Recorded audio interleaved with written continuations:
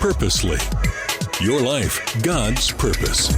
Listen at onpurposely.com.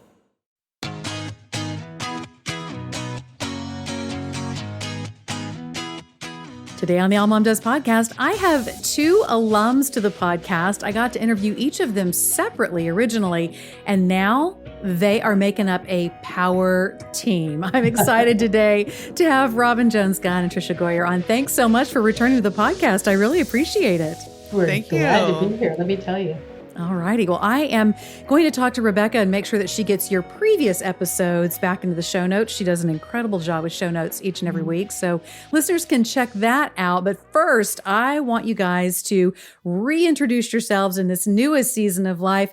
Robin, the last time I talked to you, you were living in Hawaii. You've made a big move in the last couple of years.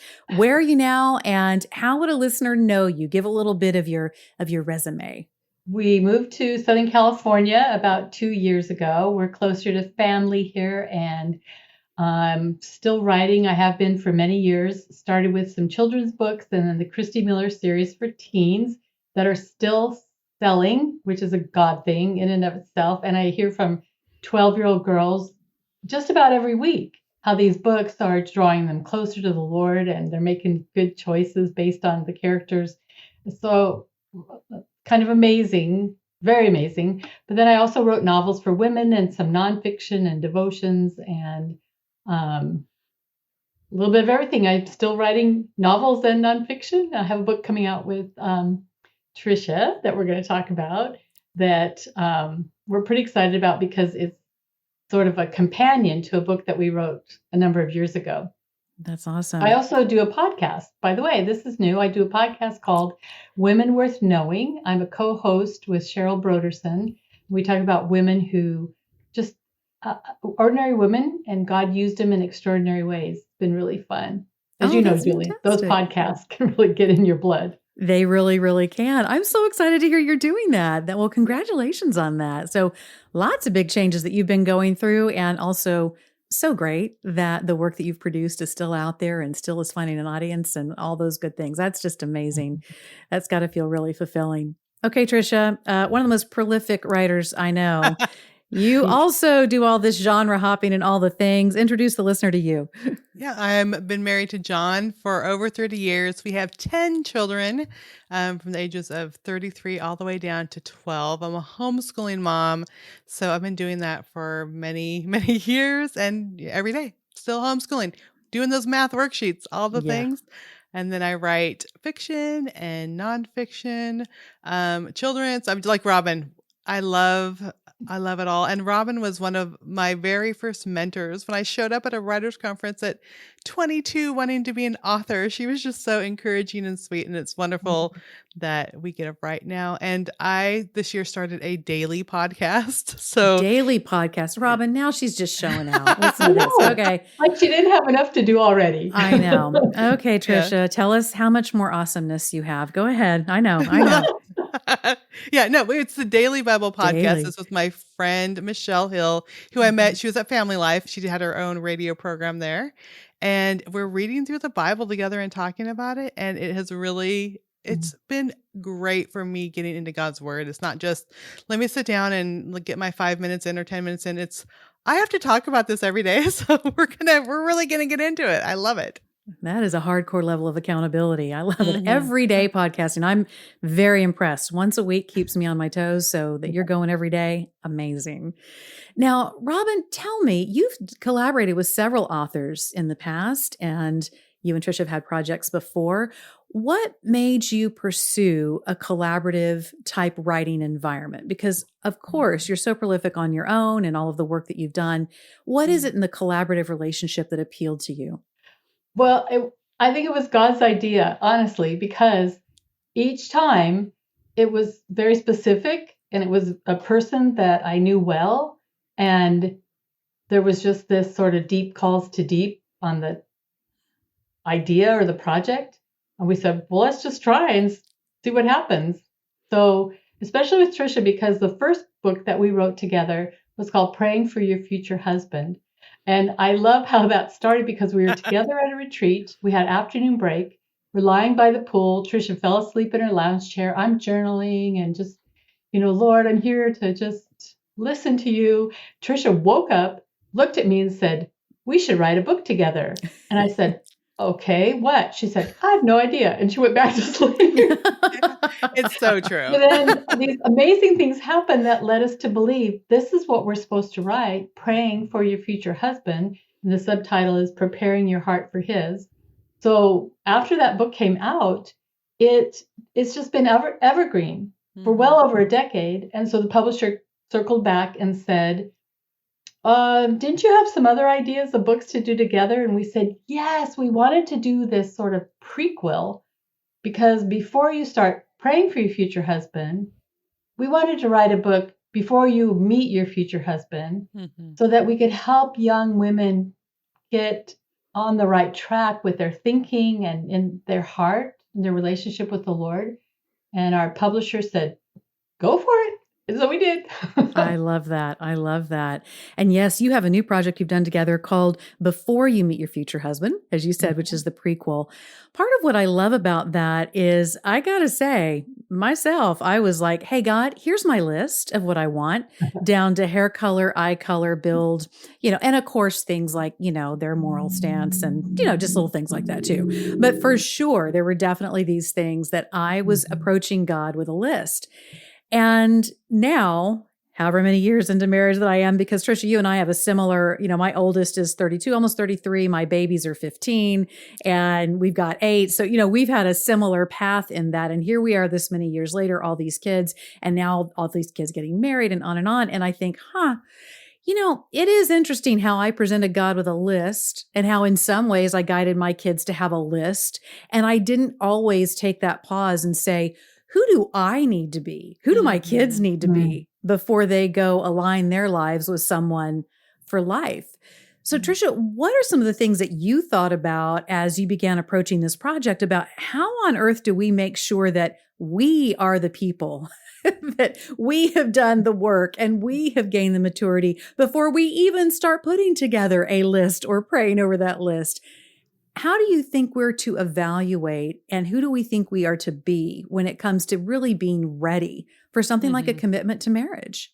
Yeah. And I think my story goes back and is like the foundation of everything I write, because I did everything out of order. I became sexually active very young, even though I had grown up. My mom became a Christian when I was in second grade. I grew up in church, but a very young Christian. My stepdad wasn't a Christian. So not a lot of great examples or teaching or training. Became sexually active at a young age, got pregnant at 15 and had an abortion because I was so ashamed. And so God has brought a lot of healing from that. Had my son at 17. So I was a single mom, but it was during that pregnancy that I dedicated my life to God. And I said, God, I have messed up. If you can do anything with my life, please do. And that's when I started as this, 5 months pregnant, 17-year-old, reading my Bible and praying for my future husband. So I started preparing myself as a pregnant teenager. Like I didn't have any foresight. So really, I know there's young women that will approach this book and other books that, have been thinking and praying, and they've had that education and they've had that training and they have that foundation. But for those young women who maybe have made mistakes, do not have a Christian home, do not have a biblical foundation, really a lot of what Robin and I share is, what does that even look like to have a clean heart, to be able to take our thoughts captive, to be able to, let God point out areas in our lives that we need to maybe do things a little bit differently. I had to learn a lot of things to do differently. And God was so faithful. He brought John. We started dating when my oldest son was 2 weeks old. I mean, God answered my prayers in amazing ways, and we've been married ever since. But what if it doesn't happen like that? And what if you have to wait? And what if he doesn't look like the list? And so really, we have questions that we want the girls to ponder. This book isn't about giving them all the answers. It's about them pausing and saying, what questions do I have? What is God speaking to me? How can I prepare? Because every single young woman who picks up this book is going to come from a different place, and we can't give a prescribed answer for all of them. So just like me and Robin, our stories were so different. And so where does God need to meet each person individually? And that's really our hope when they pick up this book. Right. Tricia, I love that you're always so transparent to share in interviews what your background was. And in your case, it's so clear why you wouldn't even have known where to begin when it came to Yeah. trying to put together some kind of godly marriage. You know, what's interesting for me, in my case, I was raised in a Christian home. I'm thankful for that. I went to a Christian university. Here's what's interesting. I just assumed I knew what I was supposed to do because I had this background. And I can tell you now, this many years into marriage, in staying in touch with various people that I've known through the years and through the journeys of our walks, wow, we're hitting those seasons, right? They talk about the 7-year itch, but I'm sure y'all know, and I certainly do, people who are hitting the 30, 32, 33, 35-year itch. And I'm seeing marriages that were based on Christian homes, met at a Christian university, seem to be walking out life in the same way, that are now blowing up. And it's still a surprise. And it's not, I don't say that from a perspective of, can you believe it? I mean, humbling, like, wow, you can think you've got all the building blocks together, and it doesn't necessarily mean you really know what you're doing. Robin, how can we do that check with our own kids as we're trying to guide them into making these kinds of decisions, asking the right questions with our daughters in our homes in a world that is increasingly more and more biblically illiterate, more and more rejecting even those who are raised in faith environments to say, well, I don't really think there's such a thing as sin, or on and on. Yeah. How are we supposed to prepare young women today to even know what to look for when the mark seems to be shifting all the time, even within, if you'll forgive the phrase, but even within the Christian zeitgeist? I mean, it just doesn't even seem to be a target. So, Robin, what have you been able to pull through in putting together this project that you've noticed about what can remain constant? Well, you really hit on it, Julie, that the attack, the opposition is greater than ever. And so where we started with this book, Tricia and I broke it down into 3 areas of every young woman's life, every old woman's life, which was first the heart and the head and then the hand. So we wanted to go, okay, let's pull back from all that influence that's coming at you and just look at what's going on in your own heart. What is in there that needs to be released and forgiven and cleaned out so that there is space for God's word to get roots down and grow in there and the truth to really get established. And then what's going on in your head, like where's your Disney image of Princess You, and what are you really, or what are the things that you're thinking about? And it goes back to your list, Julie, like here's the list, like just to help you out, God, this is all I want, but rather to take those thoughts captive and to let the Lord renew our minds and to really direct us and give us wisdom. And then the hand section is what do you have in your hand right now? What are you good at? What are you sensing that this is something that God made you in a special way to do this? Then develop that, be about that, do that as your focus rather than all that matters is that I get the right guy and then my life will begin. No, it's happening right now. So how that plays out as we get older is taking those times to pull back and reflect what is going on in my heart. Have I stored so much bitterness against my husband that now it's just a wall? Or is my head taken in all these thoughts? Well, what if I did contact that old boyfriend from high school? Or what if, and what is it that's in your hand that at whatever stage in marriage, are you using it as a weapon or a tool of love? And I've been married 46 years and it's hard. And I know that there's so many different seasons where you could go, that's it. Like I really tried. Nobody would blame me kind of, Yeah. But it's so worth it to just be faithful and to really allow God's Spirit to control and to lead you. I think one of the things that I see that's so interesting today is, to your point, Robin, this place that within marriage, I know we say it, hey, marriage is hard. And I understand when people hit the point where they're like, yeah, I got it. And 2-year-olds are terrible and da-da-da. Like, I don't want to speak some kind of notion over young marriages. Hey, you guys, just be ready. The jaded, whatever. But I do think that it's interesting. I think Hollywood over romanticizes, right, relationships. Mm-hmm. But I think we've been in danger of doing it within our faith communities as well. Mhm.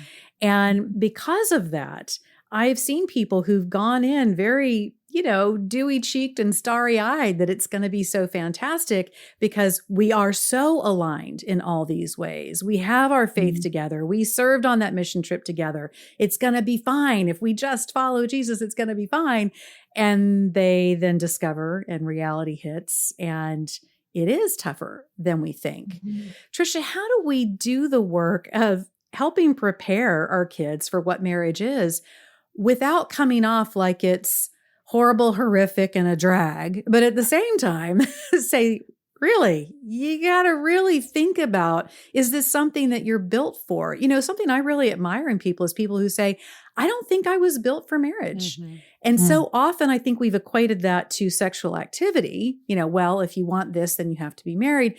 I sometimes think we haven't left room for people who are saying, I'm not sure. I want to honor God. I don't know how that's all going to work out. But am I really the kind of person who's ready to live in that sacrificial place Mhm. that marriage requires? Tricia, how do you guide someone to really even do that inner work and to try to somehow, it's going to sound strange, but disconnect it to some Mhm. degree from that wanting to be sexually pure before God and yet at the same time going, if I'm not going to do this outside of marriage, but I want you to do this, then I better get married. But are you really ready? So how do you unpack all of that? That is a really complex question. I'm sure you have an answer in 5 words or less. Go. Well, I don't know about 5 words and less, but I have 5 unmarried daughters right now. Mhm. So these Yeah. are conversations that are happening daily in Real our time. house. Yeah. And it is the sway. It's almost like the pendulum of, no, marriage is wonderful. Like, look in your dad and I, we just love each other. Because sometimes they're like, I'm never going to get married. Like, it's just negative towards marriage. And then other times it's like one daughter said, if my husband doesn't cry when I'm coming down the aisle, I'm going to turn around and march out. And I'm like, oh my word. Like, Yeah. it's whatever videos they've seen or whatever movies they've seen or whatever, even in sweet romances, which I write and Robin writes, like, okay, now these are sweet, but this is fiction. Like, you're able to wrap up the little story and just having these conversations that what is reality? Reality is sometimes I don't feel like talking to your dad and he really makes me mad, but he's committed to me and I'm committed to him. It's having those conversations almost on a daily basis. One things I do with my daughters is try to take them away, just overnight or to lunch and just what's going on? What are you thinking about? And giving them space. I took 2 of my daughters, they're 12 and 15 away for a weekend. And it probably was like 1.5 hours of conversation over 2 days because it's just that time together. Right. We need time to like get them comfortable. Then they'll finally ask the question that they've been wanting to ask for the last day and a half.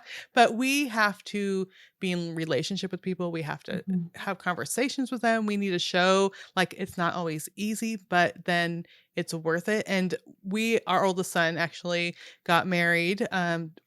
Right. They were both 20 and they both, saved themselves until marriage. They did everything right. And then 7 years into the marriage, we didn't know at the time, but had an affair with someone at work and left him. And we honestly didn't know. She didn't come home one night and we thought, was she kidnapped? Like what was going on? Happened? We Yeah. had no idea because it was, again, this marriage that you see, this is exactly how it's supposed to work out. They both love God. They're both from Christian families. They both do these things. And I love her. She's still in my life now. We have 2 kids, but we also had to face like, what if someone makes wrong choices and walking through those situations. And now he's remarried and I love his wife. But I think so many times we think, okay, everything was great. They saved themselves until marriage. They had this perfect wedding and then we're just good to go from here. We don't have to worry about it. But I think, again, like I talk about relationships and those conversations, looking back now, we need to keep having those types of conversations going, even through marriage, even for someone who's married 7 years or with our friends or just encouraging other people to share what is going on, because it's when we want to hide, when we don't want to share what's going on, we don't want to share that, oh, I really think that coworker is handsome, that's where the devil's able to come in and speak those lies to us. And so having conversations, talking about these things, being realistic when we talk with our own kids really makes a big difference. Yeah. I think that's so powerful. And one of the things that we've talked actively 3 of our kids are married and one's about to get married. So we are all in that stage. If you guys need any wedding decorations, they're all out in the garage. I just keep recycling. I'm like, how about we just use the same color scheme? How about the same bridesmaids dresses? We can just keep going and going. But one of the things that I can remember my kids sort of being shocked when I said this to them. And yet I think it's so important to say, especially in faith spaces where we're supposed to value marriage as not just a temporal arrangement or a legal arrangement, but as a covenantal agreement. And I can remember saying to one of my kids, or some of our kids, it's not that once you get married, you're never attracted to anyone else again, or you're never aware of the other options that could have been out there or the other kind of life you could have had.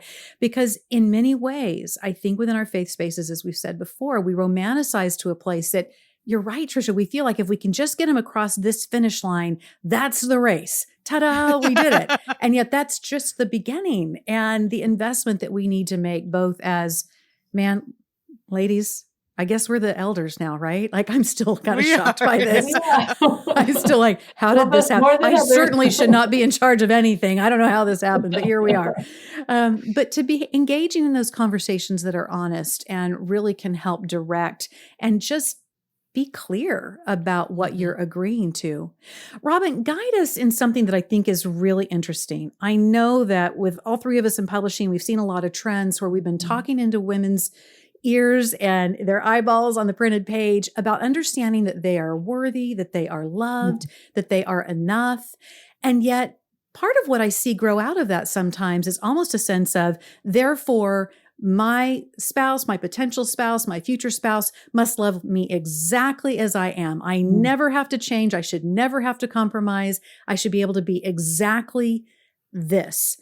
And I'm seeing some interesting challenges on both sides of that. People who are trying to really be malleable in a marriage to where they completely lose who they are and what makes them unique before God. And it just kind of evaporates, all the way to feet in concrete. This is exactly who I am. I will not compromise because God says I'm worthy and I'm his kid and I don't have to change anything. So Robin, how are you navigating what I feel like are the 2 extremes, not just in our faith communities, but in our culture today?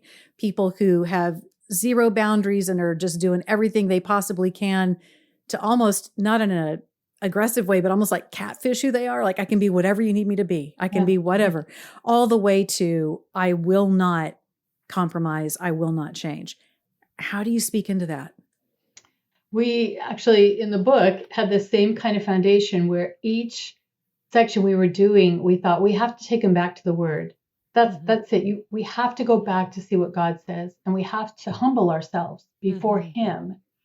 And this is pretty much in opposition of how our culture is today, where we sort of pick an identity or become this brand or whatever we label ourselves with and identify with whatever group.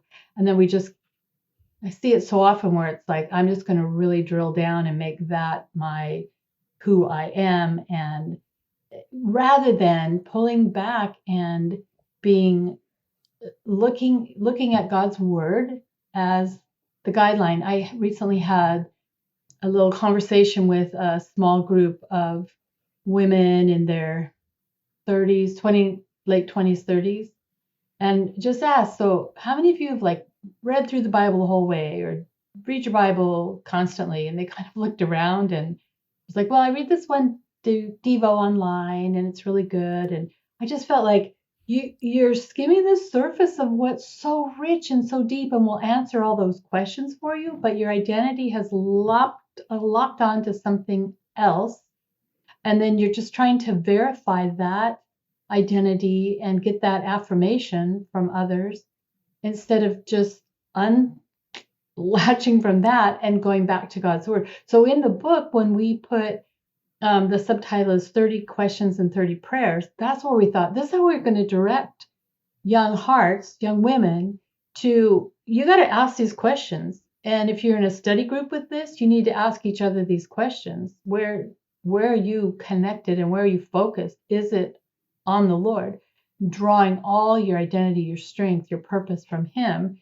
And so those 30 questions, or if you're doing it on your own, time to be honest, honey. And then 30 prayers, because that's the first step to reconnect. Our daughter is now she's in her late 30s.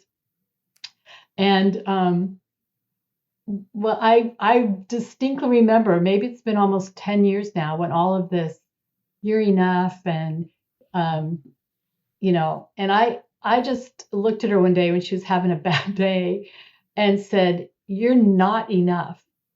Jesus says you are more than a conqueror in Him who loved you and made you. You look at Him. He's made you exactly who you are, and He will accomplish His purposes in your life. And it was just a beautiful shifting of like, oh, that's my focus. I'm more than a conqueror. I don't have to be enough. You're not. Right. You're a sinner like the rest of us, but in Christ, redeemed. Read His word. He'll tell you. You're more than. It's beautiful. Yeah. I think that the little change of word is so important, because it does refocus and release us from the sense that we have to somehow achieve enough, but then lean into working with God so that we are in that place of being more than. Tricia, I can already hear, and this would be my question, if I was in the ages and stages of preparing to date and thinking about marriage, if I could get in that, in that time machine and go back, but somehow end up in 2023, I think one of the things that would really be confusing to me in this era, which honestly I didn't think a lot about at the time, I was not raised in the Bible Belt. I was raised in a Christian home, but raised in areas that were not Bible Belt heavy. And for me, the idea of when I came into those ages and stages of dating and preparing for marriage, the answer was very simple. You just go to the Christian college of your denominational heritage, and there you find the, inbreeding program to find the people like you who've been raised like you with the same rules, and that's how you navigate. We don't live in that world for the most part anymore. And 2 of my kids met their spouses online, which is a whole other world, very fascinating. And it's really been a beautiful thing to see how God has brought these 2 people together. But I have to think, if I'm working through the questions, if I'm working through the prayers, there's got to be this place in my head, either as the parent of someone in those ages and stages or as the person walking through it. Okay, great. I'm becoming who I'm supposed to be. And then I'm going to get your next book, and I'm going to pray over who this person is that I'm hoping comes into my life. Where exactly am I supposed to be looking for this person? Because the ratios don't seem great right now. So what are some things that you're seeing in your work with young women? And in that, I mean, bad places to look, good places to look, how to get out of God's way. But at the same time, I've also seen young women who are not proactive, and they're just kind of taking this, posture where they're not even trying to date, and that's probably not going to do much. So where do you live in all of that right now when you are mentoring young women? Yeah, I was skipping the book, and that's one devotion that I pause on because there are some that are like, yes, where is he? I'm going to look every single place, and we're going to go to all those places, and we're going to download this app and that app. And then there's those that are so frightened. Yeah. They know that's a scary world out there. And in my own family and with the girls that I connect with, we have both of those. And for some of them, I will say, you do not need to be on the dating app, because I know their personalities. I know that they'll see that handsome face and that they'll just forget. That was like me in high school. Like, he's so handsome. Well, he didn't have faith. Like, it was so completely. So there's some I'm like, you definitely don't need to be on these apps, because I know their personalities. Others, I say, maybe there's these wonderful Christian apps you should look, because they are so timid in trying to get out there. And so I really think the personality of the person, you need to consider that. My oldest son, his new wife, they've been married 4 years, but they met on this app, and they are both strong Christians. It's been a really good relationship. And that is kind of the world today. I also have a 28-year-old. He is single, and he is like, there's not girls at church his real age. And then he spends so much time with our family, and, just praying for him, like, Lord, let him be bold. And just a couple weeks ago, he started going to a different church in our town that has a singles group that was large. Like, he was talking like over 100 young people there, and he's so excited about going back. So, whether it is on apps, whether it is in different churches, you kind of have to almost look even outside of your little circle sometimes into what is out there. And then there's, for those really timid ones, just encouraging them. My 18-year-old, she just got asked out on her first date. And I'm like, tell me about the guy. She's like, well, he's homeschooled. He's in 4-H. He's in Civic Air Patrol. His family is pastors in this church, and he wants to take me to the zoo. And I'm like, you know what? Even if you're not attracted to him, I think this is a good idea. Like, go to the zoo. Know what it's like to walk around. Like, so I'm encouraging them, even if it might not be someone you think like, oh yeah, I want to date him. Get that opportunity to go out and make connections with people. Because again, we get so used to just being with young people with their devices in front of them. They don't know how to interact. And she's like, he was so polite. He paid for me at the zoo. We carried on great conversation. And it was like, they need that. They need not just to be behind the app, but maybe venture out into a different church's youth group or singles group, or people that just go out as friends. And I think that will get them more comfortable. But it is a completely different world than just the Christian colleges. And people that are out of college is like, where do I go? Where do I look? And I think it takes prayer, and it takes God opening those doors. One of my friends, we just drove 12 hours to her wedding. She just got married for the first time at 48, and they met on an app. But just being there and seeing that God, she's been wanting to be married for so long, and God answered those prayers. I was just like crying as she walked down the aisle. But it is a different world, and we can prayerfully seek. And we always say, we talked about in praying for your future husband, God knows that person out there, and we can be praying for that person, even if we don't even know. Right. But we could also be praying that God will show us how to connect and how to kind of get out of our comfort zone sometime to find that person that he has for us. Tricia, it makes me think, a friend of mine recently talked about that his kids have not dated really, and they're heading into their mid-20s, and he said, I almost feel like we did too good a job scaring them as Christian parents about the dangers of dating. He said, to the point now that they haven't dated. And what's fascinating for me is, I don't know about y'all, but back in the day, not that I dated a whole lot, but it was like a sport. Like you went out, even if you didn't think you were interested in someone, just the social experience of getting to know people, understanding what you liked, what you didn't like, those that were kind of, a dark horse. Hey, I didn't think I'd like that guy. And then he was really kind of interesting. I mean, we still had, believe me, my mom and dad, man, they had a million rules that surrounded dating and all that kind of stuff. That was all still there, but there wasn't sort of this fear of even trying to date. And so, listener, if you've got kids who are heading into those stages, or you've got little ones and you're thinking ahead, just that conversation about trying to demystify even the process of socializing and dating, I think is so important, particularly because, you may have kids who meet on an app, and that's all great, but there is something very powerful about truly understanding and getting to know people. I think that's really, really profound. Well, Robin and Tricia, as always, I think we could go on and on. You guys have so much wisdom. You have mentored so many women through the years, and your hearts for really pouring into and investing into women, it's just unmatched. Where can listeners go to find out more about y'all and to find out all the great stuff you're doing? Robin, we'll start with you, and then Tricia, you can tell us where all your handles are. Very easy. Just go to robingunn.com, ROBINGUNN.com, and that'll take you to wherever you want to go. Okay. Connecting, yes. Tricia, how about you? For me, it's just TriciaGoyer.com, TRICIA. It's Tricia and then Goyer, Goyer. And if you go on Instagram or Facebook, if you just put in my name, I'm going to pop up there. And I love hearing from people. I love connecting from people. I think that's one of the joys why Robin and I love writing for young women is just hearing those stories. And we will screenshot it or copy it and send each other so we could both be celebrating when we hear these wonderful stories that we get to just be part of this journey. It's a real blessing. Oh, that's amazing. Well, thank you both so much for being here. The book is called Before You Meet Your Future Husband.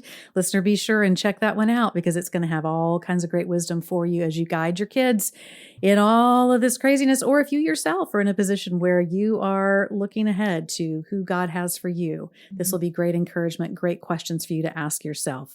Be sure and check out All Mom Does on all the socials and also allmomdoes.com, where you'll find all kinds of community inspiration for the kids you're raising, the romance that you are nurturing, the faith walk that you're undergoing, the work you're doing. And I love to interact with you too at Julie Lyles Carr. You can find me on all the socials and julielylescarr.com. And I'll see you next time on the All Mom Does Podcast.